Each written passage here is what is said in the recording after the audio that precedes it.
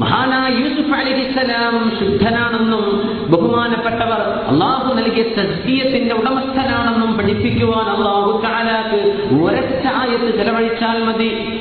10ലേറെ ആയത്തുകളിലൂടെ അള്ളാഹു സുബ്ഹാനഹു വ തആല അസീസ് എന്ന് പറയുന്ന ഈജിപ്തിന്റെ ഭരണാധികാരിയുടെ ഭാര്യയുമായി മഹാനായ യൂസുഫ് നബി അലൈഹിസ്സലാത്തു വസ്സലാമിൽ നിന്ന് സിന സംഭവിച്ചു എന്ന അപവാദം പറഞ്ഞു വരത്തിയതിന്റെ പേരിൽ ആ ചരിത്രം പോലും പറഞ്ഞു തന്നില്ലെങ്കിൽ നമ്മൾ എങ്ങനെ അറിയാനാണ്? അത് ഫിലിപ്പ് കെഹിത്തിന്റെ ഹിസ്റ്ററിയെ പറഞ്ഞതിൽ കിട്ടൂല. അത് ഒരാളുടെ അത് അള്ളാഹുവിന്റെ കലാമ് പറഞ്ഞെന്നപ്പോഴല്ലേ നമുക്ക് മനസ്സിലായത്. എത്ര ആയത്തുകളാണ് അല്ലാഹു സയ്യിദുനാ യൂസുഫ് അലൈഹിസ്സലാമിനെ സംബന്ധിച്ച്, അതും ആരാണ് ഏറ്റവും വലിയ സൗന്ദര്യമുള്ള, ഏറ്റവും മോസ്റ്റ് ഹാൻസം റസൂലുള്ളാഹി തങ്ങൾ കഴിഞ്ഞാൽ പിന്നെ ഏറ്റവും സൗന്ദര്യമുള്ള മഹാനായ നബിയുല്ലാഹി യൂസുഫ് അലൈഹിസ്സലാമാണ്. അങ്ങനത്തെ ഒരാൾ സുബ്ഹാനല്ലാഹ് സുബ്ഹാനല്ലാഹ്.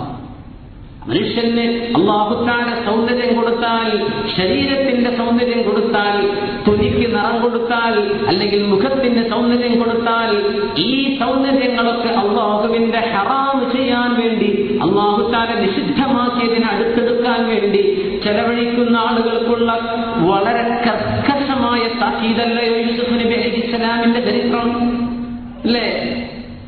സുലൈഖ എന്ന് പറയുന്ന പെണ്ണാണെന്ന് ചരിത്രകാരന്മാർ പറയുന്ന ഇംറഅത്തുൽ അസീസിനെ ഖുർആൻ പറഞ്ഞത്. അസീസിന്റെ ഭാര്യ യൂസുഫ് നബി അലൈഹിസ്സലാം പറഞ്ഞുവല്ലോ, വമാ ഉബർരിഉ നഫ്സി ഇന്നൻ നഫ്സ ലഅമ്മാറത്തും ബിസ്സൂഇ ഇല്ലാ മാ റഹിമ റബ്ബി. സുബ്ഹാനല്ലാഹ്. യൂസുഫ് നബി അലൈഹിസ്സലാം നിരപരാധിയാണെന്ന് തെളിയിക്കണം അവിടെ. അപ്പോഴാണ് ഒരാൾ പറഞ്ഞത്, ഇവിടെ വസ്ത്രം കീറിയിട്ടുണ്ടല്ലോ യൂസുഫ് നബി അലൈഹിസ്സലാമിന്റെ വസ്ത്രം. ഇൻകാന ഖമീസുഹു ഖുദ്ദ മിൻ ഖുബുലിൻ, യൂസുഫ് നബി അലൈഹിസ്സലാമിന്റെ വസ്ത്രത്തിന്റെ മുൻഭാഗമാണ് കീറപ്പെട്ടത് എങ്കിൽ അത് സുലൈഖ എന്നവൾ, അതായത് അസീസിന്റെ ഭാര്യ, അസീസ് എന്ന അവിടുത്തെ ഭരണാധികാരിയുടെ ഭാര്യ യൂസുഫ് നബിയെ പിടിച്ചു വലിച്ചതാണ്. അവളാണ് കുറ്റക്കാരി. കാരണം മുമ്പിലാണല്ലോ പിടുത്തം. അതല്ല യൂസുഫ് നബി അലൈഹിസ്സലാമിന്റെ ഖമീസ് പിറകിലാണ് കീറപ്പെട്ടത് എങ്കിൽ അത് രക്ഷപ്പെടുന്ന യൂസുഫ് നബിയെ പിടിച്ചു വെച്ചതാണ്. അവിടെയാണെങ്കിൽ ഇവളാണ് കുറ്റക്കാരി, യൂസുഫ് നബി അലൈഹിസ്സലാം നിരപരാധി. മുൻപിലാണെങ്കിൽ യൂസുഫ് അലൈഹിസ്സലാം കുറ്റക്കാരനാകും. കാരണം അത് മുൻപ് അങ്ങോട്ടും ഇങ്ങോട്ടും നിന്ന മൽപ്പിടുത്തമാണ്. അവിടെ യൂസുഫ് നബി. പിന്നിലാണെങ്കിലോ കീറിയത് യൂസുഫ് നബി അലൈഹിസ്സലാം നിരപരാധിയും. നോക്കുമ്പോ കീറിയത് പിറകുവശത്താണ്.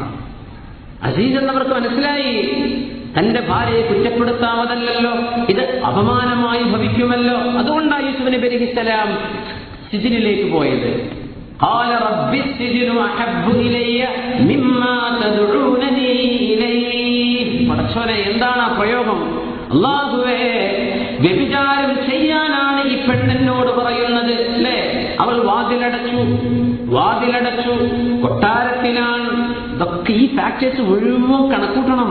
അല്ലാഹു അർശിന്റെ തണൽ കൊടുക്കുമെന്ന് പറഞ്ഞ ആളാണ്. വ്യഭിചാരത്തിൽ നിന്നൊരു അവസ്ഥ കിട്ടിയിട്ട്, അവസരമുണ്ടായിട്ട്, ഇന്നീ അഖാഫുല്ലാഹ്, ഞാൻ അല്ലാഹുവിനെ പേടിക്കുന്നു പെണ്ണേ എന്ന് പറഞ്ഞ് ദഅതുഹു ദാതു മൻസിബിൻ വ ജമാൽ, നല്ല സൗന്ദര്യമുണ്ട്, നല്ല തറവാടുണ്ട്, ഏതെങ്കിലും വേശ്യയല്ല, തറവാടിത്തമുള്ള ഒരു പെണ്ണ്, ഭംഗിയുള്ളവൾ. അങ്ങനത്തെ ഒരു പെണ്ണ് വ്യഭിചാരത്തിലേക്ക് ക്ഷണിച്ചു. ഇന്നി അഖാഫുല്ലാഹ റബ്ബൽ ആലമീൻ, ഞാൻ അല്ലാഹുവിനെ പേടിക്കുന്നു പെണ്ണേ എന്ന് പറഞ്ഞ് ആ പുരുഷനെങ്ങാനും പിന്മാറിയാൽ, അല്ലെങ്കിൽ ഈ വക ഗുണങ്ങളുള്ള ഒരു പുരുഷൻ പെണ്ണിനെ വിളിച്ചപ്പോ ഏതെങ്കിലും ഒരു പെണ്ണ് ഇന്നി അഖാഫുല്ലാഹ്, അങ്ങനത്തെ എത്രയോ പെൺകുട്ടികളുടെ ചരിത്രം അല്ലാഹുവിന്റെ ദീനിലുണ്ടായിട്ടുണ്ട് അല്ലേ? തന്നെ വ്യഭിചരിക്കാൻ വന്നപ്പോ അമ്മ അവന്റെ മകനോട്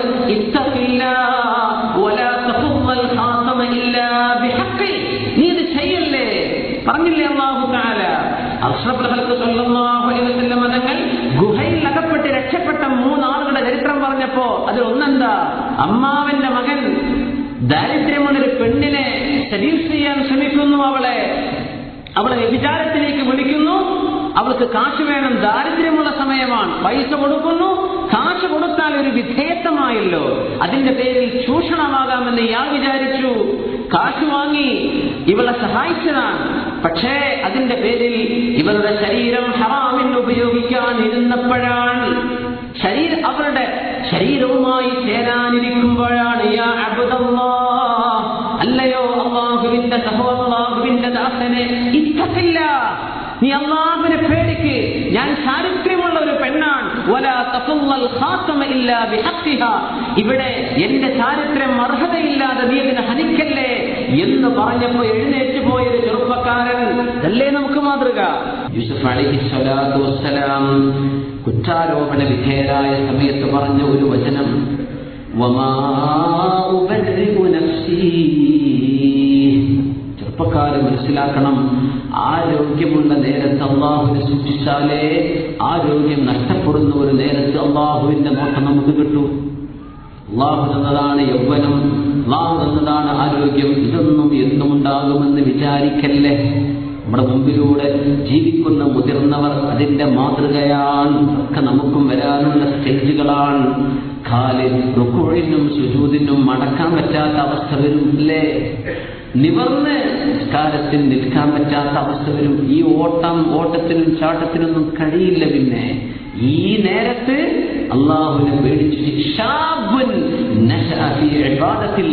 അള്ളാഹുവിനെ ഓർത്ത് ജീവിക്കുന്ന ചെറുപ്പക്കാരൻ, അവനുമുണ്ട് ഏഴിൽപ്പെട്ട ഒരാളാണവൻ. അവനും അള്ളാഹുവിന്റെ അർശിന്റെ തണലുണ്ടെന്ന് നബിയുനാ റസൂലുള്ളാഹി സ്വല്ലല്ലാഹു അലൈഹി വസല്ലം. പിന്നെ പറഞ്ഞത്, വ്യഭിചാരത്തിന് അവസരം ഉണ്ടായിട്ട് അള്ളാഹനെ പേടിച്ച് മാറി നിന്നവൻ, അവനും കിട്ടും അള്ളാഹു തആല അർശിന്റെ തണൽ കൊടുക്കും. അള്ളാഹുവേ ആ ഏഴിൽപ്പെട്ട ഏതെങ്കിലും ഒരു വിഭാഗത്തിൽപ്പെടുത്തി അള്ളാഹു നമ്മെ രക്ഷപ്പെടുത്തുമാറാണ്. യൂസുഫ് നബി അലൈഹിസ്സലാം പറയാൻ, വമാ ഉബർരിഉ നഫ്സി, പാപങ്ങൾ എന്നിൽ നിന്ന് സംഭവിക്കില്ല എന്ന് ഞാൻ എന്റെ നിരപരാധിത്വം പ്രഖ്യാപിക്കുകയല്ല. പാപങ്ങൾ സംഭവിച്ചുകൂടാ എന്ന് പറയല്ല, എന്നിന്നത് സംഭവിച്ചിട്ടില്ല. അവർ മാസൂമീങ്ങളാണ്. പക്ഷേ യൂസുഫ് അലൈഹിസ്സലാം പറയും, വമാ ഉബർരിഉ നഫ്സി ഇന്നൻ നഫ്സ ലഅമ്മാറത്തുൻ ബിസ്സൂ, തിന്മ ചെയ്യാൻ മനുഷ്യനോട് വല്ലാതെ പ്രേരിപ്പിക്കും ശരീരമെന്നാണ്. ഉടനെ ചൊല്ലണം ഇസ്തിഗ്ഫാർ, ഉടനെ ചൊല്ലണം അഊദു ബില്ലാഹി മിനശ് ശൈത്വാനിർ റജീം, ഉടനെ ചൊല്ലണം റബ്ബി അഊദു ബിക മിൻ ഹമസാത്തിശ് ശയാത്തീൻ വഅഊദു ബിക റബ്ബി അൻ യഹ്ദുറൂൻ. ഹറാമിന്റെ ഒരു കാഴ്ച കാണേണ്ടി വരുമ്പോ കണ്ണ് ചിമ്മിയിട്ട് പറയണം അസ്തഗ്ഫിറുല്ലാഹ്. പിന്നെ അങ്ങോട്ടില്ല. ഈ രീതിയിൽ ഇദാ നസു, മറന്നാൽ തദക്കറു, ഉടനെ തന്നെ അവർ അല്ലാഹുവിനെ ഓർക്കുന്നവരാണ്. അങ്ങനത്തെ മുഅ്മിനീങ്ങൾ അല്ലാഹുവിനെ നമ്മെ പെടുത്തി തരുമാറാകട്ടെ. ഇത് ഈ നിരപരാധിത്വം ബോധ്യപ്പെട്ടപ്പോ അസീസ് എന്ന ഭരണാധികാരി പറഞ്ഞ വാക്കാണ്, ഇന്ന കൈദകുന്ന അദീം. ഖുർആൻ 2 പ്രയോഗമുണ്ട്. ഈ ചതി, നിങ്ങളുടെ ചതി വല്ലാത്ത ചതിയാണ്. ഇന്ന കൈദകുന്ന അദീം. സ്വന്തം ഭാര്യയോടാണ് പറഞ്ഞത്. അവളാണ് കുറ്റക്കാരി. ആ കുറ്റം യൂസുഫ് അലൈഹിസ്സലാം ചെയ്തിട്ടില്ലെന്നും അറിയാം. എന്നിട്ട് യൂസുഫ് നബി എന്താ പറഞ്ഞത്? എന്നോട് അവൾ പറഞ്ഞു, ഞാൻ പറഞ്ഞത് നീ ചെയ്തില്ലെങ്കിൽ നിനക്ക് നിന്റെ ശിക്ഷ അനുഭവിക്കേണ്ടി വരുമെന്ന്. എന്താണ് പടച്ചവനെ, ഒരാൾക്ക് തിന്മയിലേക്ക് പോകാൻ ഏറ്റവും വലിയ അതിന്റെ എക്സ്ട്രീം, ഈ തിന്മ ചെയ്തിട്ടില്ലെങ്കിൽ നിനക്ക് ശിക്ഷയാണെന്ന് പറയപ്പെടുകയാണെങ്കിൽ എന്താണ് അതിന്റെ സ്റ്റേജ്? അങ്ങനെയൊന്നും ഒരവസ്ഥ യൂസുഫ് നബിക്കല്ലാതെ ഒരാൾക്കും തിന്നാൻ വന്നിട്ടുണ്ടാവില്ല. വ്യഭിചരിച്ചിട്ടില്ലെങ്കിൽ നിന്നെ പിടിച്ച് ജയിലിൽ കിടുന്നു. അതാരാ പറയും? എല്ലാ നിയമവും കയ്യിലുള്ള ഒരാളിന്റെ പെണ്ണ് കൊട്ടാരത്തിന്റെ ഉള്ളിൽ നിന്ന്.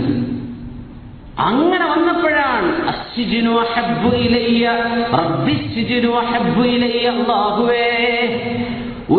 ഒരു ജയിലിന്റെ അഴികൾക്കുള്ളിൽ കിടക്കലാണ് എനിക്കിഷ്ടം.